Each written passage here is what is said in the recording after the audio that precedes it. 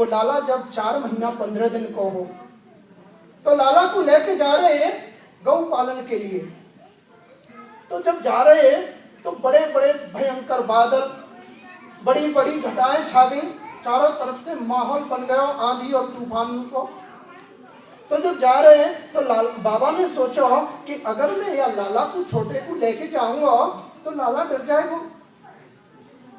ऐसे सोचते भय जा रहे तो इतनी देर में वहां पे किशोर अवस्था में राधा रानी जी प्रकट हो गई, लेकिन उनको पता नहीं कि ये किशोरी जी श्रीमती राधा रानी हैं।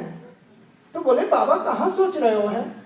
बोले अरे लाली में सोच का रहे हो, मैं तो गौ पालन के लिए जा रहे हो, लेकिन अब तो आंधी तूफानन के इतने माहौल बन गए और बादल काले काले भयंकर छा गए, ये तो लाला देख के डर जाएगा। बोले बाबा, बोले लाली अगर तू या यशोदा मैया को जाएगी दे दे तो मैं गौ पालन के लिए चला जाऊं। बोले ठीक है। जब किशोरी जी ने किशोरा लाला को लियो अपनी गोद में तो किशोरी चल दी। ये कथा जो है भांडीरवट की है, जो हमारे जमुनापल्ली पार जो है भांडीरवट है वहां की।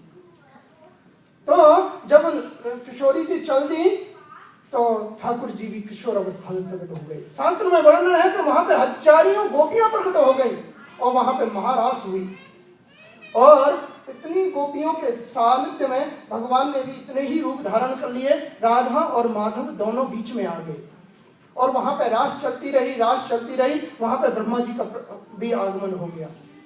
जब ब्रह्मा जी का आगमन हुआ तो वहीं पे पानी ग्रहण कर दिया, शादी कर दी राधा और कृष्ण की। और ये कल्पों तक चली ये जो है रास, लेकिन उसके बाद में फिर राधा रानी फिर उसी किशोरावस्था में आ गई और जो है कन्हैया जी भी 4 महीना 15 दिन की हो गई। अब तो लेके और मैया के पास जा रही है। बोले मैया जी तुम्हारा लाला है, जी तुम्हारे लाला है ना, बाबा गौ पालन के लिए जा रहे हैं। तो चारों तरफ से बादल जो है भयंकर रूप धारण कर लियो बादलों ने और आधी तूफान को माहौल बन गया। तो तुम्हारे लाला है का डर जाते, इसीलिए बाबा है का नौकू तुम्हारे लाला को दे गए, अब तुम इनकी देख रेख करो। तो मैया यशोदा की गोद में देख के राधा रानी वहां से अब प्रकट हो गई। तो आप बताइए कि ये लीला किसकी समझ में आई? ये लीला केवल जो नित्य निकुंज में विहार निवास करते हैं वो ही इस लीला का रसास्वादन कर सकते हैं। ये साधारण जीव की वश में नहीं है ये लीला जो है। लेकिन प्रभु का जो शादी होती है, जो भगवान विष्णु की जो अर्धांगिनी है वो तो माता लक्ष्मी जी हैं। राम रूपे भवे सीता रुक्मिणी कृष्ण जन्मनी।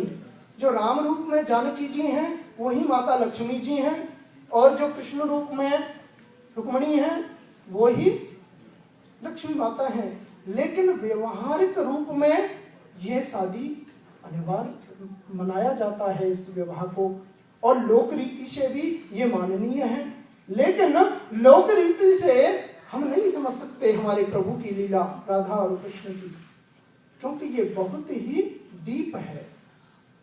जिस प्रकार से एक गोताखार जब अंदर जाता है पानी में, इतने ही रत्नों को वो प्राप्त कर सकता है।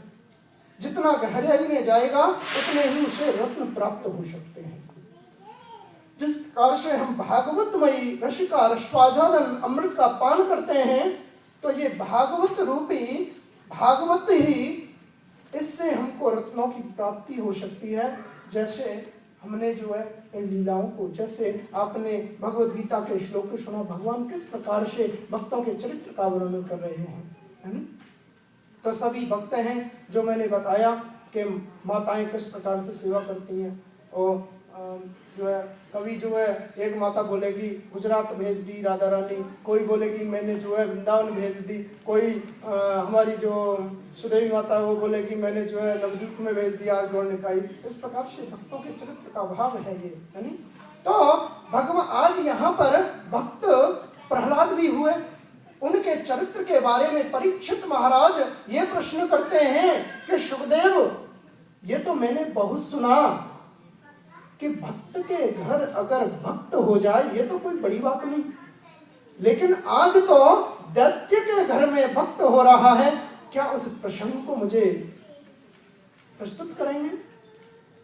तो आज शुकदेव गोस्वामी परीक्षित महाराज को इसका वर्णन बता रहे हैं कि किस प्रकार से दैत्यराज हिरण्यकशिपु के घर पर भक्त का आविर्भाव होता है। तो जब प्रार्थना करने पर शुकदेव गोस्वामी जी ने कहा कि आपको पता होगा इस प्रसंग में लीला क्या है। जब दैत्यराज हिरण्यकशिपु मंदराचल पर्वत पे गए थे और वहां पर जाकर के पहले तो वराह रूप में भगवान आए, उन्होंने उनके भाई का वध किया हिरण्याक्ष का, तो उन्होंने प्रसोद की भावना को लेकर के भगवान से वैर मान लिया कि मैं जरूर बदला लूंगा। तो जब शुकदेव गोस्वामी जब इस प्रसंग को बता रहे हैं तो होता क्या है, उन्होंने बोला जब हिरण्यकशिपु मंदराचल पर्वत पर गया और जाकर के और ब्रह्मणे नमः जब जाने के लिए प्रस्तोल लेने के लिए शक्ति प्रदान करने गया, तो उस समय देवताओं में खलबली मच गई। तो देवता लोग किसके पास गए? बृहस्पति जी के पास गए, उनके गुरु, क्योंकि शिष्य का कोई प्रॉब्लम आए तो सबसे प्रथम स्थान गुरु का ही होता है। तो बृहस्पति के पास गए और बृहस्पति के पास जाकर के बोले आज दैत्यराज हिरण्यकशिपु तपस्या के लिए गया हुआ है, गुरुदेव को सुपाय सोचे, बोले चिंता मत करो, अभी जो व्यवस्था की जाएगी। तो जब गए तो जो बृहस्पति महाराज है वो तोते के रूप में बन करके और मंदराचल पर्वत पर गए और उन्होंने नारायणम नारायणम इस शब्द की ध्वनि का मतलब उच्चारण किया। तो उसने सुनाई दी तो हिरण्यकशिपु बोला ये तो मेरे शत्रु का मतलब नाम है और मैं आज ही तपस्या को शुरू करने वाला हूं और आज ही शत्रु का नाम आ जाए, आज अशुभ दिन है। आज नहीं, मंदराचल पर्वत से वापस आया, कहां गया? ये रहता कहां पड़ता? हिरण्यकशिपु की राजधानी कौन सी थी? जो पाकिस्तान देखते हैं आप, जो पाकिस्तान में एक मुल्तान शहर आता है, उस मुल्तान के महाराजा थे हिरण्यकशिपु। तो वहां पे राज्य करते थे। जब मंदराचल पर्वत से जब वापस जा रहे हैं मुल्तान की तरफ, आज मुल्तान है लेकिन वो राजा हिरण्यकशिपु दैत्यराज उनकी महाराजाओं की जो है स्थान था वो। तो पत्नी ने पूछा आप तो मंदराचल पर्वत पर गए थे तपस्या, कैसे लौट आए वापस? तो उन्होंने कहा देवी जैसे ही मैंने तपस्या शुरू की ना, उसी समय एक पक्षी जो है नारायण नारायण नारायण करने लगा, तो वो तो मेरे शत्रु का नाम है ना। तो उनकी पत्नी बड़ी प्रसन्न हुई, बोले मेरे पतिदेव आज प्रभु का नाम पहली बार उच्चारण कर रहे हैं, बार बार बुलवा रही है। बोले क्या हुआ? बोले मैंने बता तो दिया आपको पहले कि मेरे जो है शत्रु का नाम उच्चारण कर रहा था पक्षी, जब मैंने अपनी तपस्या शुरू नहीं किया से। तो खाना परोस रही थी, खाना परोसते समय फिर पूछा उसने, बोले पतिदेव बताओ ना, आज तो आप तपस्या करने गए थे, क्यों मंदराचल पर्वत से लौट आए? बोले अरे देवी मैंने बता दिया ना, बार बार क्यों पूछती हो? बोले मेरे शत्रु का नाम ले रहा था, नारायण नारायण नारायण, बड़ा आनंद आ रहा था। बोले अगर ये प्रभु का नाम ऐसे ही बोलता रहे तो कुछ न कुछ तो इसके पाप कम हो जाएंगे। तो आज शुकदेव जी बता रहे हैं कि आज दैत्यराज हिरण्यकशिपु के घर पर भक्त प्रहलाद का प्राकट्य होता है। और जब वो मंदराचल पर्वत गए, उन्होंने ब्रह्मणे नमः सब फिर शुरू कर दिया। तो ब्रह्मा जी आपको पता ही है, मैंने पहले उदाहरण दिया, ब्रह्मा जी कैसे मतलब प्रसन्न हो जाते हैं, फिर प्रसन्न हो गए, रात को मरूं न दिन में मरूं और इन 12 महीनों में भी नहीं मरूं। प्रभु ने बोला, ब्रह्मा ने बोला अरे ये कभी नहीं मरेगा तो मरेगा कब? तो ब्रह्मा जी ने सोचा जिसका अंत न हो वो क्या है? अहंकार।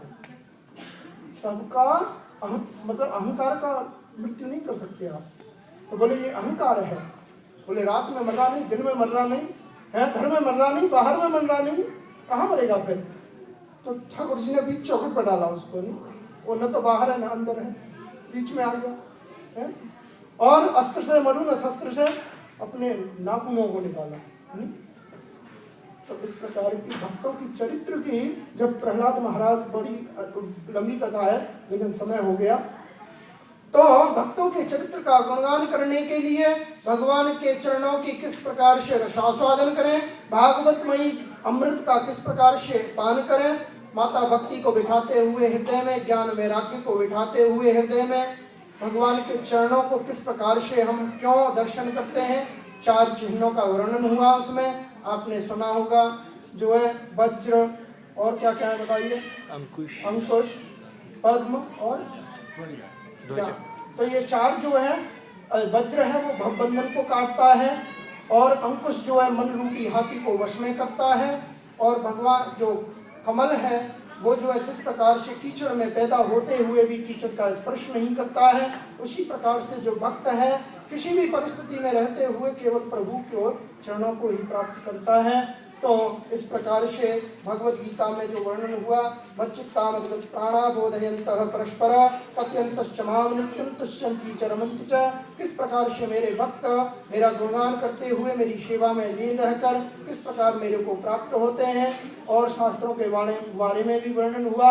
भगवत गीता जो है योग शास्त्र है, जिसमें 3 योग के बारे में भगवान श्री कृष्ण ने अर्जुन को शिक्षा प्रदान की। किस प्रकार से ज्ञानी ज्ञान मार्ग से प्रभु की प्राप्ति करता है, कर्म करते हुए कर्मयोगी किस प्रकार प्रभु से मिलता है, भक्त किस प्रकार भक्ति को लेकर के प्रभु से मिलता है। फिर रामचरित्र के बारे में जो हम शिक्षा लेते हैं, भाई भाई का प्रेम क्या होता है, पति पत्नी का संबंध क्या होता है, और बेटे और पिता का संबंध क्या होता है, ये हमको राम के चरित्र से सीखना है। चरित्र इसमें से भी सीख सकते हैं, लेकिन भागवत है वियोग शास्त्र जो हमको जन्म और मृत्यु के चक्र से छुड़ाती है। जो भागवत मई जो हम इसका स्वासदन किए अभी, उस प्रकार से आप में से पता नहीं कौन सबसे बड़ा भक्त हो सकता है। तो इन चीज़ों की हमने शिक्षा प्राप्त की। ये शिक्षा किससे आई? आप सभी भक्तों से। जब तक भक्त का आशीर्वाद न हो तब तक वो व्यक्ति बोल नहीं सकता कुछ। और शिक्षा गुरुओं के द्वारा जो मैंने बताया, जो शिक्षा गुरु जैसे शिक्षा गुरु हरिविलास प्रभुपाद जी और आप में से कोई भी भक्त, सभी जो भी शिक्षा दें वो शिक्षा गुरु है। तो शिक्षा गुरु और दीक्षा गुरु के द्वारा, और दीक्षा गुरु के द्वारा किस प्रकार से शिक्षा का ग्रहण करनी चाहिए। तद्विद्धि प्रणपातेन पर प्रसन्नेन सेवया उपदक्ष्यन्ते ते ज्ञानः ज्ञानः तत्तदर्शनः। गुरु की शरण में जाना चाहिए, उनसे विनीत भाव से उनकी शरण में जाकर के इस प्रकार से करना चाहिए। प्रणाम। जैसे मैंने एक श्लोक और पढ़ा कि